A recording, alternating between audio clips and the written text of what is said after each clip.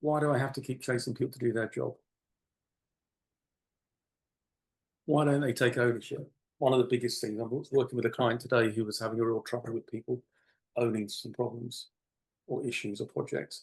Sense of urgency, another big issue where see people not quite living up to the expectation once the task has got going. And how can they start strong and tail away? And why are the teams so reactive rather than proactive? Another situation that we all find ourselves in from time to time. Okay. So a few myths to dispel before we crack on with the meat of this subject. Things you don't need to do. What you don't need to do to have a high-performing team. Relying on star performers. I've seen worked in teams where high performers been the mainstay of the performance. That can be really bad for the team. So relying on the most talented individuals is not a way to build a high-performing team, as is turning up the pressure. Sometimes you get managers or leaders turning up the pressure to get performance to increase. That works short term, but doesn't give you consistent delivery. And the other one is over-controlling. Again, managers can work on being micromanagers, and that can be quite disastrous for a team when you try and micromanage. So you don't need the most talented, you certainly don't need to turn up the pressure, and it's not about controlling the situation. Quick introduction, this is me last week. I've had a very difficult week. Actually, that's me 32 years ago. I was 32 years old, and I was just taking on a big role in Yorkshire, running my first company. I've dedicated years to running teams, so I've got a lot of experience in building teams and winning markets. So that's my background before I became a coach several years ago. And without building teams, there's no way I would have had any success in business. So my background, I've been in leadership since the 1980s. I rose through the leadership ranks of corporate life. I've run several businesses of my own, and I've purchased and sold businesses over the years. I've qualified as an ILM qualified leadership and executive coach. I've coached for the US and UK government. I was over in America for a year and a half a couple of years ago, came back in October last year, which I'm pleased about. I live in Cambridge, married, 3 children, and I'm an ex-DJ, which is why my hearing's not very good, and I'm a golfer with exceptionally bad luck. So that kind of sums up me and who I am. I'm happy to take questions throughout this. I'm going to try and keep pace, obviously, with the hour, because I know that it's towards the end of the day. So I'll do my best to answer the questions as we go along. There hopefully will be time for questions at the end. What I'm going to go through, I do specialize in realism and stuff you can use in the field on a day-to-day basis. So usable leadership tips you can remember and refer to in the heat of the battle. Our presentation style is very visual, as you'll pick up as I use lots of images. I think it helps remember points and register what I'm saying with visuals. I think helpful. There'll be a poll or two, so if you've got your phones handy, just scan a QR code so you can vote on the subject. There's only a couple. That'd be good if you could vote so I can get a flavour of what you're trying to get out of today. Now, an inconsistent group is like having an Olympic relay team. They drop the baton every other race. Great team, pretty good, win a race, and the next time you look around, they're dropping the baton. So there's 3 things to concentrate on. There's 3 pillars, as I say, to developing a consistent, high-performing team. First one is trust. That's crucial. Second one is motivation. And the third one is good habits, or I call them discipline. And it's a matter of getting the balance of those 3 right. It all comes down to those 3 things: trust, motivation, and discipline. TMD. And that's a formula, that's a structure that we're going to work through today. Getting the balance right. You don't want a highly motivated team with no discipline. You don't want lots of trust, but no one's doing anything. It's a lack of discipline. It's getting the balance between the 3 spot on. Systems based on realities, what I've used over the years in many situations. Hopefully it's easy to remember, and we'll go through in detail how to make it work, how to make it stick, but also how you can measure it, how you can see where you are with the balance of those three aspects in your organization. When you've got those three balanced, you have a consistent, high-performing team. So what we're going to run through in the next 45 minutes or so is going to be these things. We're going to look at every leader's goal. What does every leader need to do before they start? It's a couple of slides. It's really simple what you need to do. Then we'll get into the meat of it, how to build trust. 5 ways how to build trust to make your team trust you and you trust them. Keep motivation going at all costs, and in core disciplines. That is the consistency side, the disciplines. And a lot of it is about the communication structure you adopt with the team. We're going to touch briefly on how to develop good habits of discipline. So a key element of developing new habits and getting rid of old habits. And then lastly, we're going to look at how to measure TMD, trust, motivation, and discipline. The measurement, knowing where you stand, knowing where you are, is pretty critical in terms of developing your team. A couple of topics will overlap between the 3 disciplines, and that I think just gives them emphasis, because they're important to get right. Okay, we're going to go for a poll now. I hope it works. Let's give it a go. If you'd be kind enough to scan that QR code and tell me what's not working in your team right now. Okay, thank you for that. Gives me a flavour of what you're dealing with right now in your offices. Okay, a leader's goal. What is a leader's goal? I love football. Chelsea's my team, I'm afraid to say. That may upset some of you. I used to sit down with my leadership team and we used to discuss one clear thing. We used to say, is this the best surface for them to play on? Is this the right environment? How can we improve the playing surface? Because that's what it was all about. As a leadership team, as a leader, I was really concerned that we had the best pitch possible for them to perform. So create the right environment for people to achieve daily. It's about getting the right atmosphere and environment for the people you lead, manage, whatever, to achieve it on a daily basis. And it matters that these things are really happening.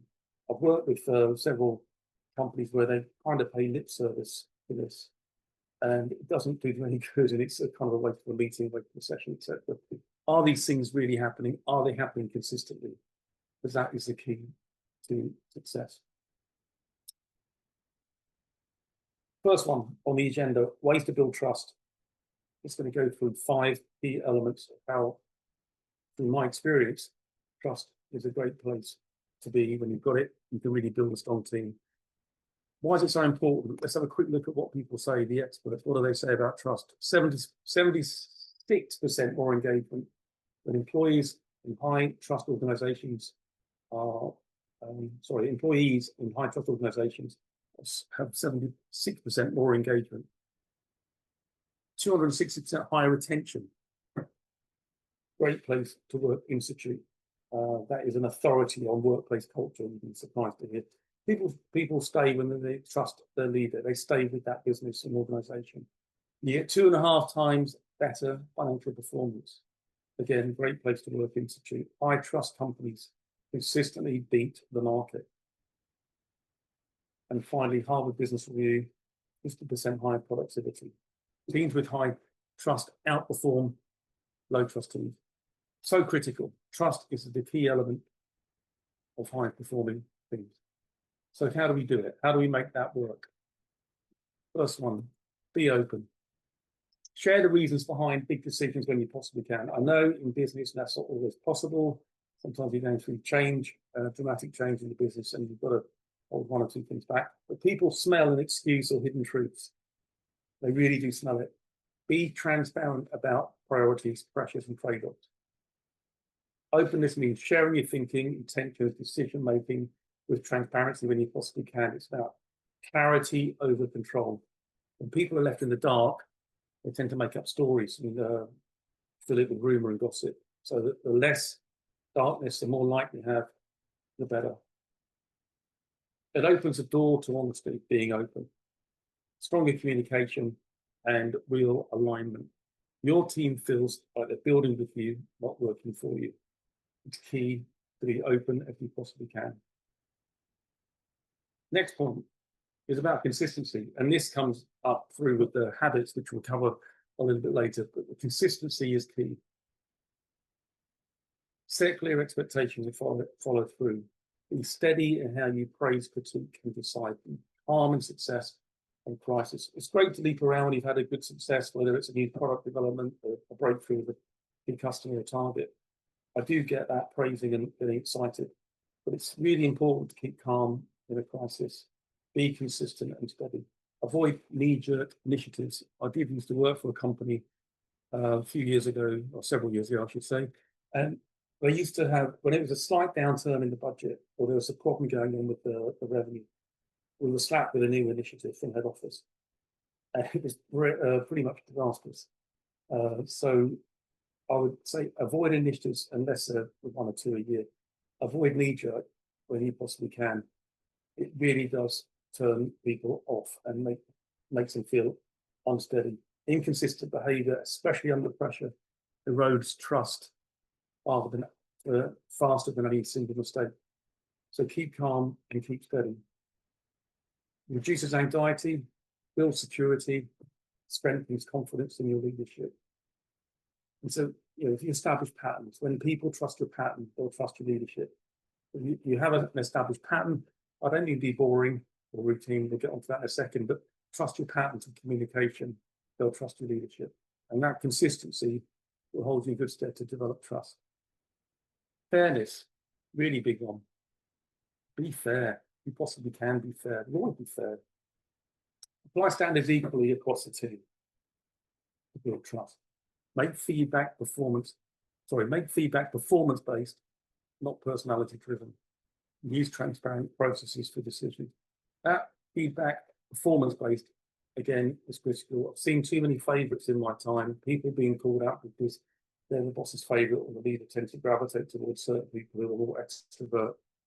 That can be really damaging. So you need to be sure that you're fair. I think everyone on this webinar can think of a time when they were treated unfairly, whether at work or personally. When you're treated unfairly, it can really feel damaging.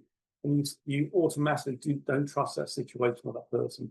If you feel you're being treated unfairly, it really does resonate with you. So it's really important to remember, if you're in charge, you're the leader, whatever you want, you've got to be fair to the guys around you. Increases respect, loyalty, and psychological safety. And that's important, psychological safety, people being able to feel able to speak up and talk how they need to talk to feel trusted. People work harder for leaders they believe are just. People work harder for leaders they believe are just and fair. So fairness is a key attribute. Next one, fourth one, honesty. Honesty and integrity. This is difficult for some leaders to do. I've just been recently working with someone who finds this quite difficult to say I got it wrong, or I'm still working on this, or things are slowed down. My fault. Debrief failures publicly. Lead with your own mistakes. Thank team members who challenge your thinking. So I always, when I was in leadership, I'd always welcome a dissenting voice. Sometimes I had some great ideas, and sometimes they have solutions that you hadn't thought of. But being able to be big enough or strong enough to say, "Yep, I got that wrong. Sorry about that." That really does breed trust. The leaders who admit they're wrong build credibility, not weakness. And when I was in my younger days of leadership, I thought it was a real weakness to say I was wrong, or got something wrong, or screwed up, or something like that. But it doesn't. It does the opposite, and it gives other people permission to be honest and human too. There's a great quote by Doug Larson, who was a columnist and editor, and he said, "To err is human. To admit it is heroic. To err is human. To admit it is heroic." Such an important point. Be honest and welcome people's points of view. It normalizes truth. It reduces the blame culture, squeezes that down. You don't want the blame culture. That gets you nowhere. And it drives faster learning. So your humanity earns their trust, not your authority. Again, people who lead with their title, the CEO, MD, whatever, it doesn't particularly get anywhere. People don't trust that. They trust you being you. They trust the human side. That's why it's important to bring that to the front. Okay, the last point on trust is advice, support, help, guidance. Support your team through good and bad. And this is, again, going back to laying a good foundation, a pitch they can play on. What do you need from me? I used to ask that question every day, it feels like. How can I help you? What do you need from me? How can I make your life easier? How can I make your life better? Surround yourself with good people, obviously, quality people. As I said, not one-off hitters, but quality people you want to be surrounded with. But true leadership is a service. How do you clear roadblocks instead of adding pressure? Create a safe place. People moan about problems. They don't talk about how we can fix them.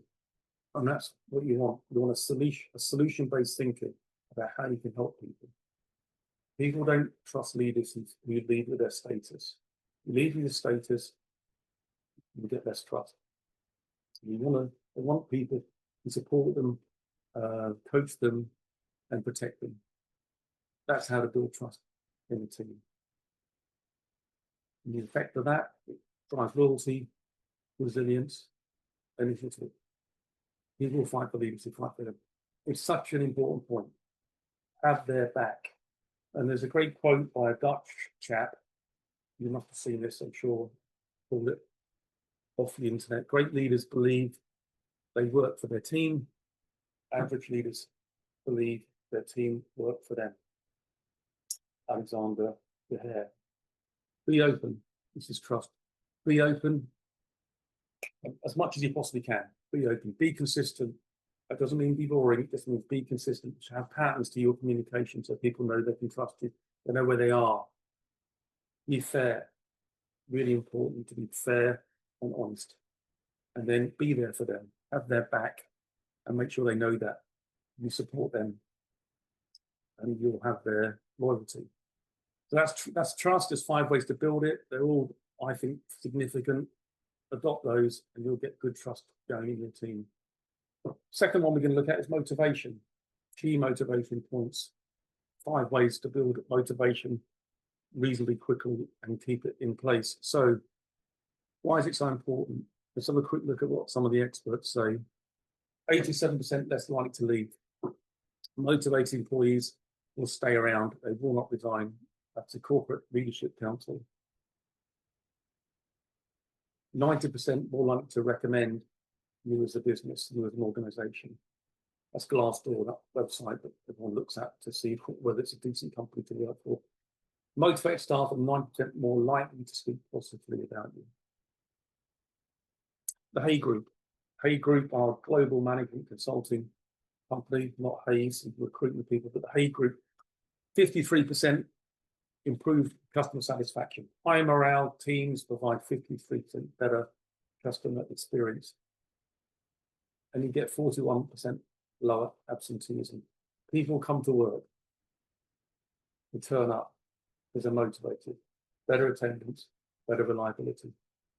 So that's motivation is the key. Trust first, motivation. So look at motivation. How can you get that in place? The why. Connect the work to a bigger why. Connect the work to a bigger why. And what do I mean by that? People stay motivated when their work feels meaningful. And that's a really critical point. Translate tasks into impact. And what's it all about? What are we doing here? What's the end goal? What are we doing this for? Show how day-to-day work ties in with company mission, customer values, long-term vision. How does what I'm doing now tie into that? There's a great line about the cleaner, I think it was the cleaner, in NASA. He was cleaning the toilets and the guy went into the toilet and said, "Hello, what are you doing?" He said, "I'm putting a man on the moon. I'm helping putting a man on the moon." It's such an old quote. I use it so many times, but it's great. You know, the person in NASA, whatever level, they knew the vision, the overall vision was putting a man on the moon, and that's what their focus was. what they're helping to do. It increases commitment and pride. Team members show up with purpose, not just obligation. This matters, so do I. It's a crucial element. And there's a great quote by Simon Sinek I just wanted to share with you about vision, showing them the why, showing them the big picture. It's about working hard. Working hard for something you don't care about is called stress. Working hard, you don't really care, you get stressed. Working hard for something we care about is called passion. Go through that again. Working hard for something you don't care about is stress, and working hard for something you care about is called passion. It's a really critical point. The more engaged they are, the more passionate they'll be, and they won't feel that stress that I was doing. Ownership is the next point. I was running a newspaper business in Yorkshire a few years ago. I had several offices. And I wanted them to buy into what we were doing. When I joined it, it was really rough. It was going downhill. It wasn't a good feeling about the place. And there was lots of rumours of redundancies and closures. So I got everyone together because I wanted them to buy into and own the situation as it was. So I closed the company for a couple of hours, got everyone together, and I talked through what we were going to do as a plan. I got them to own it, and I got them to understand what their part of the business they were operating, how they were so valuable, how they're going to contribute to the overall picture. That combined the vision of the business with the ownership they would feel. More on ownership. Autonomy is a core motivator. Give ownership, not just instructions. People care more about what they help create. And that's a key aspect. Some leaders are control freaks, they micromanage. Let people shape how they hit a goal. To delegate outcomes, not tasks. Involve them in the planning and not just the execution. If you possibly can, involve them in the planning and not just the execution. It drives initiative, accountability, and problem solving. They stop doing the job, they start owning the result. It's a really key point. They stop doing the job, they start owning the result. You know, one of the things I say when I'm coaching and that someone's being bogged down by problems, and I say one of the key things they must do, when I'm mentoring, I should say, is try and push it back. When people come to you with a problem, say, how do you want to solve that yourself? What would you do if it's down to you? Give your team a problem-solving mentality when they start to own the issue, as opposed to asking you to solve the problem, and then they don't own the outcome. Okay, the next point I wanted to cover. Focus on progress. We always talk about celebration and getting excited about, motivating things that happen, but progress is key. Those steps you take this week, not just peaks, the progress. Each step should count on the journey. Progress is the most powerful source of sustained motivation. It's recognizing those steps you take to make the final goal. Recognition locks it in. You recognize progress, it locks in steps forward. But it's not just about the peaks and the excitement that they bring, it's about day to day. Perfection leads to procrastination. If you aim for perfection, it leads to people slowing down. If you look at the progress, it speeds things up. But don't wait for perfection to say something. Look for the progress. It creates momentum. It increases self-belief because they can see things happening. They're going in a certain direction. That's fantastic. Let's do it again. Let's do it again. Let's do it again. It reinforces habits, good habits, and it encourages perseverance because they can feel they're getting somewhere. They can feel they're going in the right direction. So perseverance increases. Momentum builds when progress is seen. So show it. Make sure you talk about it. Progress, step by step, increases motivation. And the big wins. Who doesn't like a big win? Make success visible across the team and the appreciation of people. Success, visible, appreciate people. When success is seen, it's shared. Visibility motivates others to step up. It's a really crucial bit. Make sure you shout about it. Find out reasons to shout about these things. I used to run a media company in St Albans several years ago, and I used to have a big board where we put every bit of success we possibly could find, whether it was customer feedback, results, new product launch, breakthroughs in certain areas, every bit of success on that board. It was the most visible board. It was mounted in not reception, just outside reception, where everyone walked through in the office, and everyone looked at it. Everyone referred to it. It was the board to go to.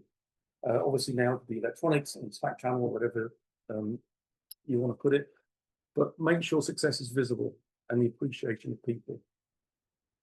It builds a culture of shared pride. It raises the bar for performance. It fuels internal momentum. We're winning and I'm part of it. Crucial bit, I'm part of it. I'm in this. I'm part of the success. And just quickly, a quick story about appreciating people. I was in company in Milton Keynes I used to run, and on my last day I was leaving to do other things, and a little telesales came up to me and gave me a card. And I must admit, I didn't know her that well at all, but she gave me this card, and it meant a lot to her to give it to me, and I thanked her for it. And I hardly knew her, but she'd remembered me from a day that I did my walk around. I did pretty much every day, I walk around offices and talk to people, and she'd remembered that I'd said to her, "Great work, well done, you're really doing great." And she didn't look that happy, but you know, I thought she'd done some great work on a particular project that she was working on. And I didn't know at the time she was dealing with a real tragedy at home, and work was a bit of an escape for her. And because I'd taken the time and I bothered to say, you know, "Well done, great," not knowing any of the background information, it gave her a lot of energy, gave her some focus that could crack on with the work. And I had no idea that my appreciation of what she'd done had really helped her, because she was facing some big challenges. And just remember, as leaders, we've got immense power. And when you're kind to someone and appreciate someone, it does tend to go a long way. So a bit of a leadership tip, whatever, make time every day. A person who feels appreciated will always do more than what is expected. But that appreciation, you never know what's going on behind someone's eyes. Be aware of your power as a leader to affect them. Okay. Last bit on motivation is celebrating belonging. Celebrate team rituals. I mean, rituals in a negative way. Rituals are really fun. They're fun. They make people part of something special. Celebrate team rituals. I used to do lots of different things when I was running teams, various sizes. Thursday lunch club was a cracker. All-star card signing when someone done something good. Every member of the team had to sign a card. Half day off. We used to do half day off for a team that won once a month. We used to do that. 2 people from that team used to get half a Friday off. And generosity pouring out of my veins. And I used to give birthdays off as extra holiday. If people had worked pretty well and the team had done pretty well, then birthdays off was a sort of ritual part of it. So I wanted them to feel appreciated, and they're part of something. They're a part of a team. They're part of a winning team. And when you share these things in kick-off meetings, win boards, Friday reflections, that sort of thing, share something special with them, celebrate as a team, make them feel they belong to that team. The effect, again, low attrition, boosts morale, strengthens team identity. A motivated team feels connected, not just contracted. A motivated team feels connected, not just contracted. Get them to feel part of something special. So just a quick recap on motivation, and please not be paying attention to messages. But if you've got a question, just give us a shout with anything on this, and we will have time for questions at the end if there's anything you wanted to go over. But just recapping on motivation, share the why, share the vision, get them excited about where they're going, what they're part of, and what their part in that is. Give them ownership. So rather than delegate tasks, projects, give them an end game, what outcome you're looking for, and hopefully get them to be part of the execution with their own ideas and their own way of working. Get them to buy into it. Recognize progress, small steps. Small steps make big journeys. Small steps are critical. Recognize the progress that people make. Share success stories. That's an obvious one. I think a lot of people think of that when I talk of motivation. And the other things come second. Sharing success is obvious, it's easy, it happens. But make sure you do it regularly and look for things. Try and find things that have been a success. Don't let them go unnoticed. Don't let the small successes go unnoticed. And create a belonging in the team. Create a belonging to the team. They feel part of something, part of that team. They're special. They love it because they're part of that team. Third one we're going to go through, the last one in the TMD. We've done trust, done motivation. I'm going to look at discipline or good habits. Critical, shapes the consistency of your team. And it's largely about establishing a communication pattern. But it's that habit or those habits that you get into and how you do it maintains that consistency within the team. And I'm going to make a bit of a fuss about it with a few quotes, but first of all, let's look at what the experts said about discipline and why it's important. McKinsey, 35% fewer mistakes. Process discipline reduces error rate. It's a fairly obvious one. 50% more likely to hit target. Disciplined execution boosts goals achievement by 50%. Franklin Covey. They're the world's most trusted leadership company, they say on their website. So who am I to disagree with that? Franklin Covey, 50% more likely to hit targets if they're disciplined. And 40% more consistent delivery. High disciplined teams deliver on time, targets 40% more often. That's Bain and Company. And they're a worldwide management consulting company, Bain and Company. And you've got Harvard Business Review, disciplined teams manage their time and tasks 30% more efficiently. Discipline, a core element of the 3 pillars. Absolutely critical. And I'm going to go through 7 aspects. Some of them slightly overlap with motivation, as you'll find, but these 7 key habits have driven my, when I've had success, it's driven my success through developing this with my teams. It's not complete habits without a quote from Aristotle. You probably all know who he is, I'm sure you do. He's a 4th century BC philosopher. He said, "We are what we repeatedly do. We are what we repeatedly do. Excellence then is not an act, it is a habit." And it's that we're going to dive into now. Excellence is a habit. Excellence is a habit. So it's how you train yourself, how you train your team to have the habits that are going to make you a consistently high-performing team. And there's one other quote I just wanted to put in at this point, which I think is really sums it up well. You do not rise to the level of your goals.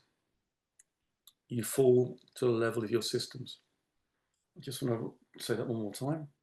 You do not rise to the level of your goals. You fall to the level of your systems. It's by James Clear, who wrote a book called Atomic Habits, which again suggested reading. Systems produce results. Goals are the direction and habits are the engine to make that work. And it's so key that remember that you do not rise to the level of your goals, you fall to the level of your systems. That's why this discipline side is so important. Okay, routine. I'm not talking about boredom, because I wasn't ever very good at routine, and this is a bit I struggled with, but it's a critical part of making things work. Suggestion, weekly kickoff and wrap up. High performing teams run on rhythm, not chaos. Rituals replace reactivity with focus. I used to run a team. I used to get them excited. I used to meet 8 o'clock on a Monday morning at an exec team that I work with, and it was all about where we're going to meet. And one day I said McDonald's, and they got extremely excited. And we all huddled down to the local McDonald's and had an egg McMuffin and a coffees, and it was fun. It was funny. It was a real treat for them, and a treat for me because I'm trying to steer clear of that sort of thing. But just make it fun. But you've got to have a rhythm and a routine to how you do this. Monday we'd go through 3 top priorities across the team, and then on Friday we'd reflect on wins, blockers, and what was delivered and what wasn't delivered. Got to have it. Kickoffs and wrap-ups. Shared accountability improves visibility and builds momentum. because you're on it and you're on it and you're on it. And you know what's going on. Everyone knows what matters and whether it's moved. So really critical. Habit number one, weekly kickoffs and wrap-ups. Second one is feedback. Feedback, feedback, feedback.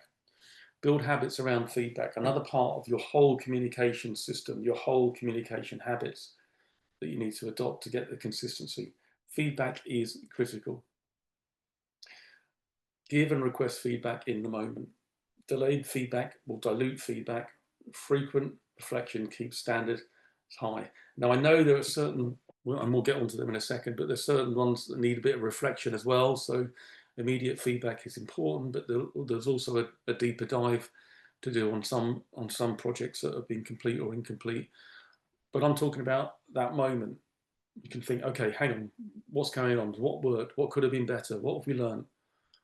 As I say, sometimes it required deeper reflection, but you want those key moments to be caught.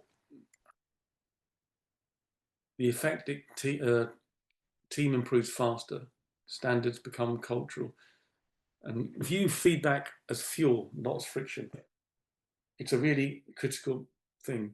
Always do feedback. What have we learned? What went right? What went wrong? Understand it.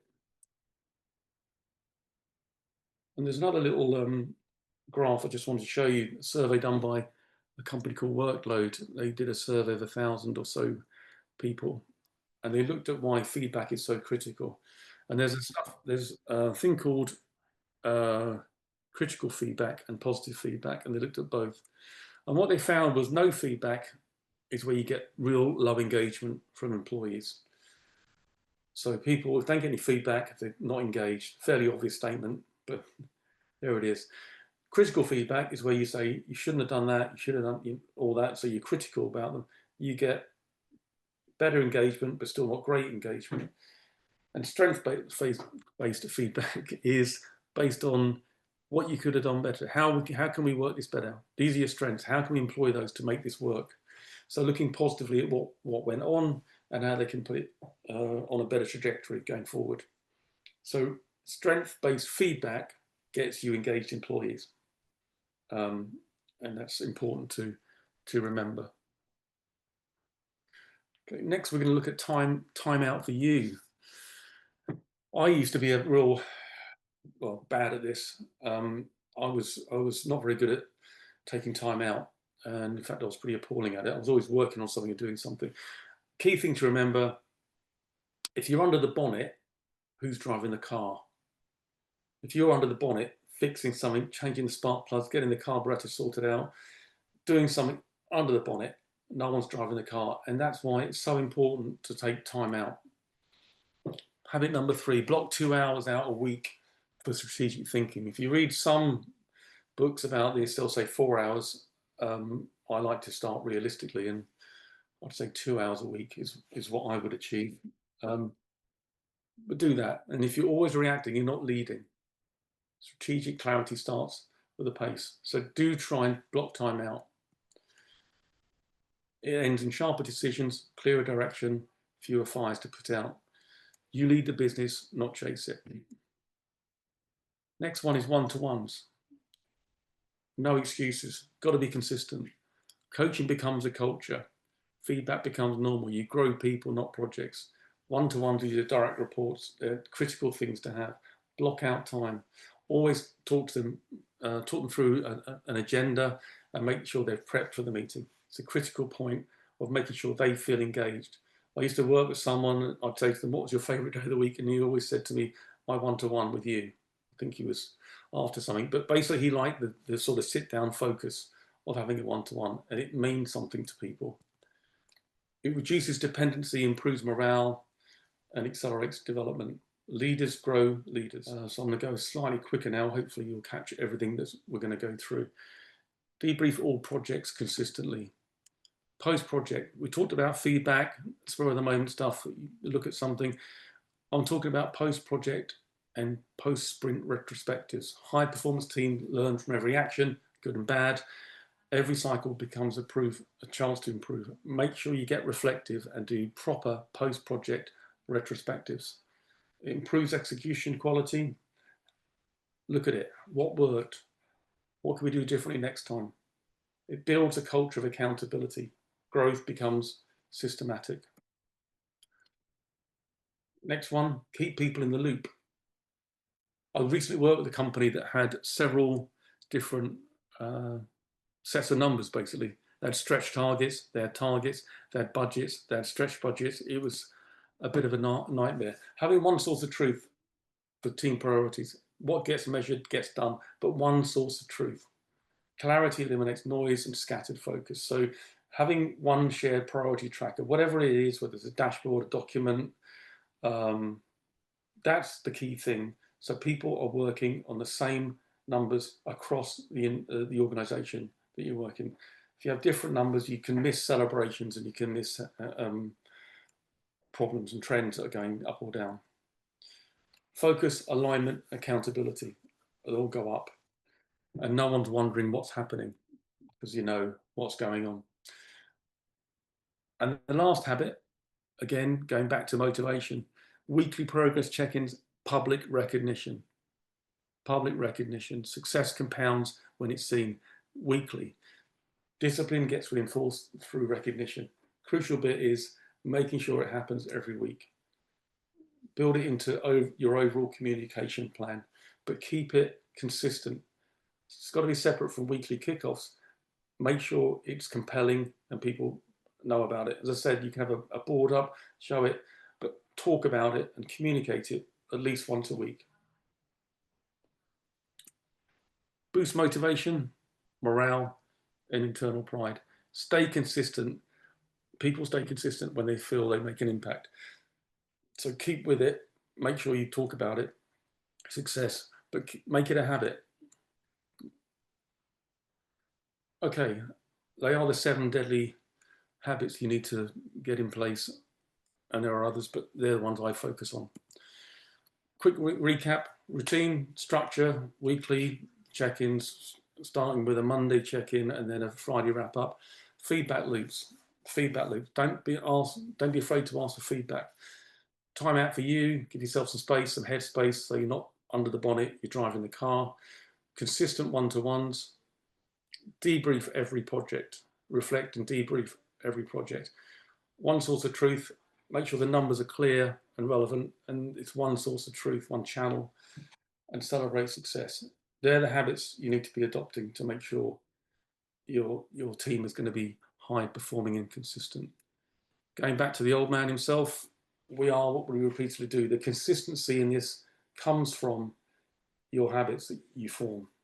You don't form those habits, you can have very disciplined and motivated team, but it will go left, right, center, up and down all over the place.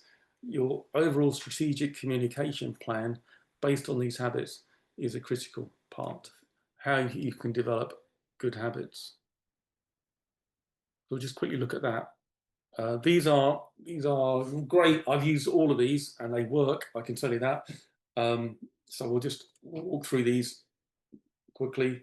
Start small, atomic size. This comes from the Atomic Habits by James Clear. Instead of exercise every day, start with 2 push-ups after the coffee. Small wins build identity and momentum. So if you're trying to develop a new habit, make it possible. Make it easy. Reduce the barriers to entry. Make it simple. 2 push-ups after coffee. You can do that. Exercise. Go for a run every day. You'll stop after 3 days. Tie it into an anchor habit. After I blah, I will do blah. So after I brush my teeth, I will write 1 line in a journal. So it's like after I have a coffee, I'll do 2 push-ups. That simple. And track it. Use a calendar app, a habit tracker, seeing the streaks builds motivation. So it makes you less likely to stop. So if you track it, what gets measured gets done and kept to. So they're the 3 quick ones. 2 more I just want to cover quickly. Make it ridiculously easy to start. Reduces the friction. Lay out your workout clothes, cut your veggies, bookmark your reading list. Ease will give you willpower. Make it easy to start. And finally, identity. Link to the identity, not just the outcomes. So instead of saying I'm trying to run, become a runner. Instead of saying I don't smoke, say I'm a non-smoker. Identity, link it to the outcome. So when a habit aligns with you believe you are, it sticks. So you are a runner, you are a non-smoker. Okay, that's just a few quick tips. The other thing I do, this is a habit tracker. And what I do is sit down with my clients and we go through this, what to stop, what to do less of, what you want to keep going, what you want to do more of, and what you want to start. And we fill this in and we review it once a month. Things they want to stop. They don't want to do this anymore. They don't want to do that anymore. And we write those down. Things they want to do less of. They're doing it, but they want to do a bit less of it. So we write those down. And then you can see the rest. The things you need to start, how regularly you're going to do them. And that habit tracker allows you to monitor the habits you're starting to develop, and whether you're doing it or not. It's a valuable tool to work with. And that's the Word document I can send you, and you can fill it out and get what you need from it. Okay, the next thing is going to be how you measure the TMD.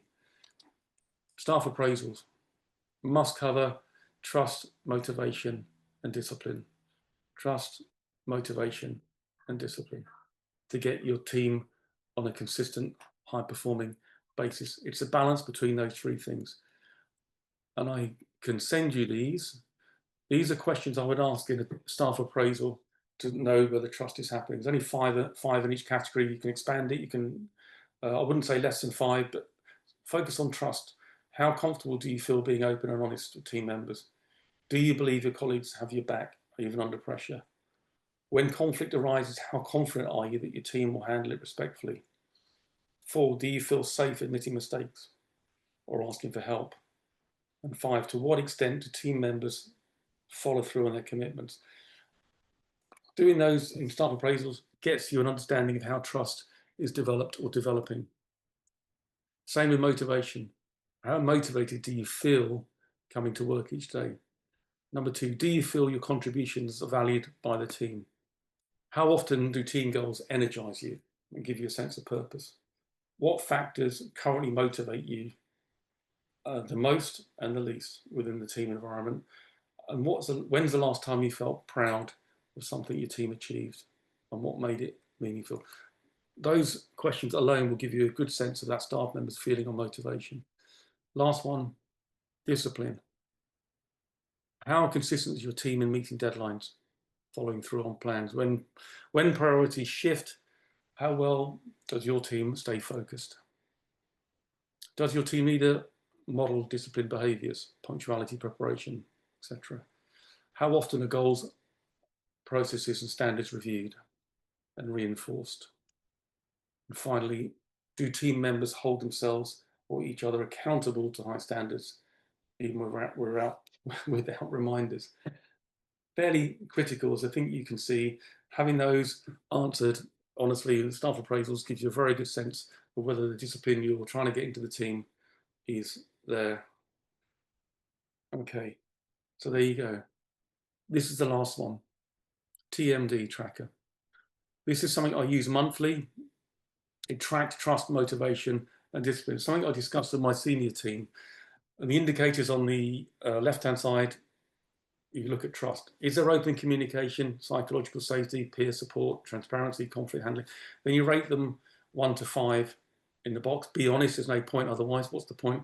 And then you put some notes in, which helps you with coaching or one-to-ones later on down the track. Do the same with motivation. Track it. Talk to your colleagues, or your co-directors or your co-leaders. Look at motivation, energy, enthusiasm, initiative, pride in work, alignment with goals, recognition moments.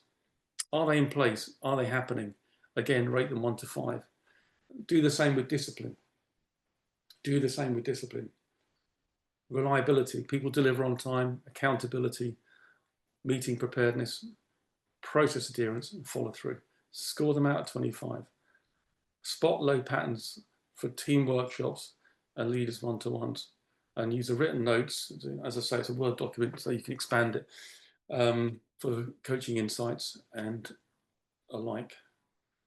Okay, so that's a TMD tracker.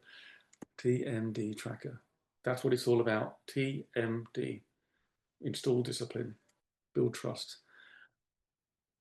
It's what you do to build a high-performing team. Last couple of slides. Trust, motivation, discipline. It's getting those three in balance. You get those three in balance and you measure it, you stick to it, you will have a high-performing team. Trust, motivation, and discipline.